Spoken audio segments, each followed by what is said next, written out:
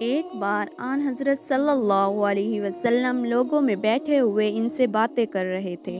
اتنے میں ایک دیہاتی آپ کے پاس آیا اور پوچھنے لگا کہ قیامت کب آئے گی۔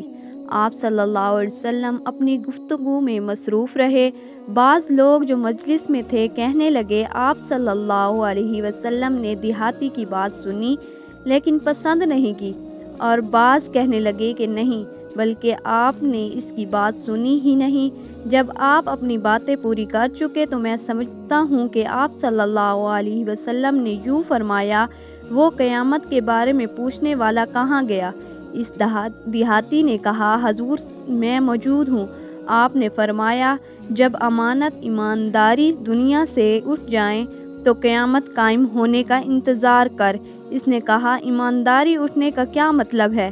آپ صلی اللہ علیہ وسلم نے فرمایا کہ جب حکومت کے کاروبار نالائق لوگوں کو سونپ دیے جائیں تو قیامت کا انتظار کر۔